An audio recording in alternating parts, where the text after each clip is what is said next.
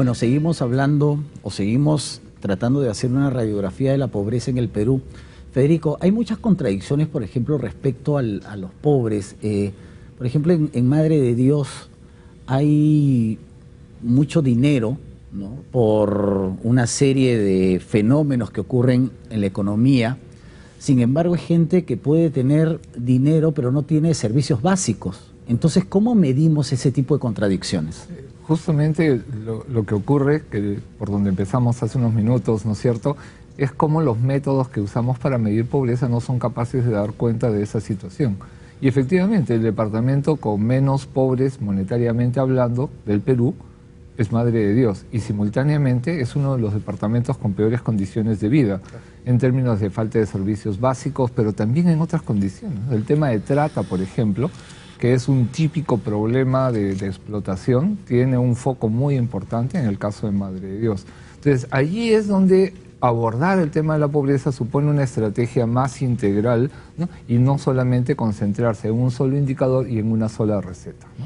¿Pueden explicarnos un poquito los estratos sociales que existen en el movimiento del Perú y un poquito cada característica de cada uno? A ver, en cuanto a lo que es pobreza monetaria, que repito, se mide por gasto y no por ingresos, se distinguen tres categorías, ¿ok?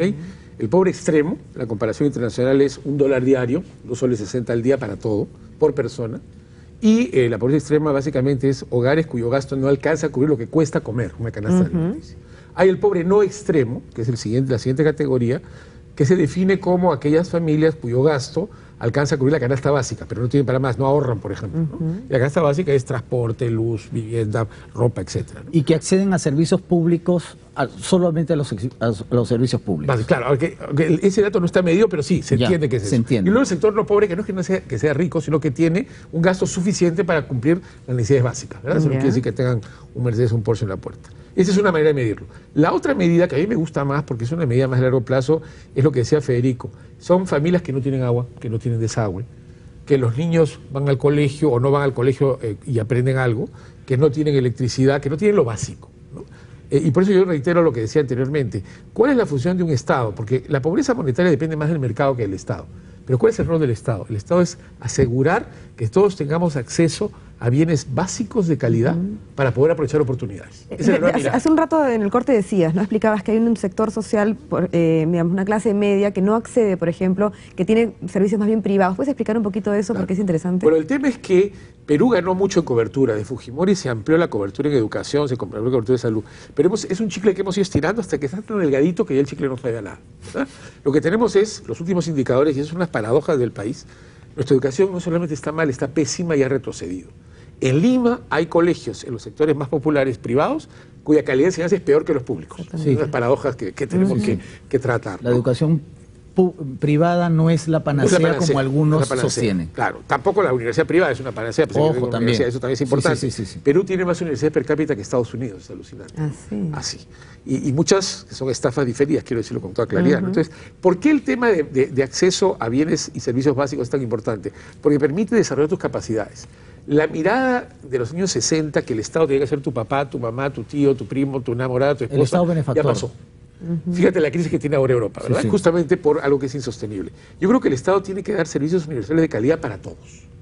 Pero mientras tanto llegamos a eso, sí me parece importante que el Estado le dé especial atención a los pobres, a los que tienen menos oportunidades. Quizás más adelante podemos hablar un poco de quiénes son los pobres en el Perú. Entonces yo creo que el tema aquí es que si medimos pobreza por ingreso monetario, la cosa está mejorando. Creo yo, por el efecto del crecimiento económico. Por eso que es tan diferencial. Claro. Hay un doble efecto. O sea, los estudios lo que muestran es que hay un impacto por crecimiento y un impacto por políticas redistributivas del Estado, que tienen que ver en parte, efectivamente, con los programas de transferencia monetaria, pero en general por una mejora de la presencia del Estado brindando servicios en el territorio, ¿no? Ahora, sí, en el famoso... Perdón, la proporción es más o menos 80-20, digamos. El 80% de la reducción de la pobreza tiene que ver con el mercado, digamos, y ese 20% tiene que ver con los programas, ¿no? Ahora, un tema clave es que no todos los años han funcionado igual. O sea, algunos años el crecimiento económico ha sido más pro pobre, ¿no?, que otros años, y ese es un elemento sustantivo. Entonces, la manera como crezcas también influye. Cuando tú creces y no generas empleo, por ejemplo, ¿no?, el impacto en reducción de pobreza es muy bajo. En cambio, tienes años en los cuales el crecimiento ha implicado un crecimiento significativo del empleo. Y lo que dice Federico es bien interesante porque, como decíamos antes, creo que el Perú tiene 3 economías, no 2, la formal, la informal y la ilegal. Claro. Y paradójicamente la ilegal es muy redistributiva. ¿Puedes explicar, por favor, la ilegal? Porque es la que justamente... La que más atrae. Así es. Ojo, Porque la Porque ilegal la que menos- no tiene que ver solo con el contrabando o con el narcotráfico, ¿no? A ver, Son explícanos. productos alternativos, es decir, ¿cuántas veces no estamos por ahí en cualquier barrio y nos ofrecen DVDs piratas, ¿no? La última película, el último estreno, Avatar, aquí está en pirata. Ya. Libros piratas, ¿verdad? De autores conocidos como Rayosa. Todo el tema de lo que es el clonado de programas de computadora en la calle Wilson. Tenemos todo un sector que es ilegal. Entonces, Eso no es informal, hay que explicarle al público. Eso no es informal, eso es ilegal. es ilegal. Es ilegal. O sea, son 3 tipos de economías Son que se tipos de manejan. economías del Perú. Más o Bueno, menos el al margen porcentaje del de esas narcotráfico y todo eso, Claro. que eso también incluye. Claro, está incluido. Y además parece que es la fuente de financiación, pero lo que pasa es que tenemos poca estadística mira la paradoja. Lo que dice Federico es cierto. El departamento que tiene menor porcentaje, no números, sino porcentaje de pobres, es Madre de Dios.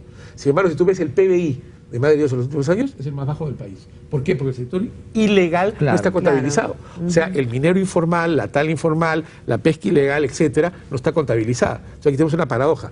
El problema, creo yo, es ahora cómo convertimos esa actividad ilegal, pero redistributiva, en legal y redistributiva al mismo tiempo, ¿no? Dinos. ¿Es posible? Una curiosidad, digamos, en términos estadísticos, y es que el mayor gasto, o uno de los departamentos que tiene mayor gasto per cápita, es Madre de Dios, del Estado. O sea, se combina... Porque hay poca población. Sí, y has tenido proyectos muy grandes, ¿no? Entonces, tienes un circuito que tiene... Paradójico. Exacto. Ahora, también se da la paradoja que departamentos que teóricamente deberían estar bien, por ejemplo, en el caso del Cusco con el turismo, en el caso de Cajamarca con la minería, son departamentos que tienen muchos pobres. Y tienen mucha población. Entonces, Sí, exactamente. cuando tú ajustas, digamos... Claro, o hacen los mides- promedios, los consolidados, digamos. Pero para que tengas una idea, Cajamarca es más polémico, pero no importa. Si tú miras el gasto público hecho entre el 2002 y el 2012 por persona, por departamento, lo que tú encuentras es que Cajamarca está en el puesto 22 de 26, tomando Lima Metropolitana como diferenciación. O sea, que es de los que ha tenido más bajo gasto público per cápita. Entonces, la minería no necesariamente, ¿no es cierto?, Es palanca de progreso ahí. exactamente, ni de gasto público suficiente, teniendo en cuenta la cantidad de población. Además es paradójico, perdón, Fico, en los trabajos de campo, que es lo que hacemos los antropólogos, siempre es bueno salirse y darse una vuelta a hablar con la gente, ¿no? Tú encuentras una cosa muy perversa. Yo tengo varios casos, no uno, varios casos, en los cuales un alcalde distrital o provincial me dice, yo no voy a invertir en esa comunidad porque la mina se está encargando de ellos. Se desentienden del Se tema. entiende. Es como si la empresa privada tuviera como función hacer el rol del Estado. Y muchas veces las propias empresas mineras caen en esa trampa. Te empiezan a solventar gasto corriente, pagan profesores, pagan médicos, pagan obstetrices. Y hay una Es presión mala hasta política, hay una presión sin política. duda, Entonces tienen que sin duda. asumir una serie Claro. de... Porque si no los votan, si no se rebelan. Entonces, yo creo que, para regresar al tema de pobreza y no desviarnos como tú has pedido, yo creo que el tema es que a la larga la manera de hacer sustentable y sostenible esta reducción de la pobreza, que es buena y es importante, es que los servicios públicos de calidad estén llegando a todo el mundo. Ahora, Ese es el reto. hay algunos servicios que están funcionando y hay algunas políticas que se están mostrando como positivas. Por ejemplo, si tú ves el tema de desnutrición crónica, estaba prácticamente estancada y en los últimos 5 o 7 años hemos encontrado como país una manera de reducir la tasa de desnutrición crónica y eso es positivo. ¿Cómo, ¿Puedo explicar, Sí, sí, por por ejemplo, supuesto. cómo es que se maneja eso? ¿Cuál es la estrategia justamente para medir, para aliviar la desnutrición? Yo te diría que hay una combinación. Porque no puede ser solamente darle... No. El primer elemento es un tema de voluntad política. Y entonces tú tienes el 2006 y reiterado después el 2011 compromisos políticos de las autoridades en que desnutrición es un tema de prioridad. Es una meta. Y eso es muy importante porque tienes una ciudadanía que está mirando el tema. En este momento todas las regiones del país, sus presidentes regionales han suscrito acuerdos de gobernabilidad en sus regiones que dicen que reducir la desnutrición es una meta. Entonces hay un compromiso político, primer punto. Segundo punto es alinear la asignación de recursos públicos por el presupuesto por resultados a aquellas actividades que son más importantes para reducir la desnutrición. Y entonces se han identificado qué actividades son que tienen que ver con control del crecimiento y desarrollo del niño sano, para identificar el tema en momento adecuado, con vacunación, ¿no? Son estrategias de intervención que se aplican en todo el país. Sabes cuánta plata estás poniendo, dónde la estás poniendo, quién es el responsable, y eso te permite un monitoreo de la intervención. Ese es un ejemplo concreto de cómo se está haciendo. Federico, hay muchos que conocen, sobre todo cuando aparecen las encuestas de opinión, las encuestas de mercado, qué sé yo, que dividen a la población en A, B, C, D, E.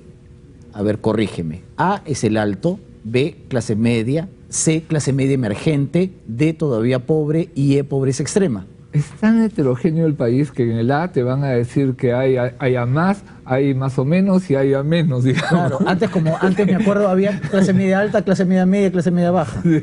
Es otra clasificación.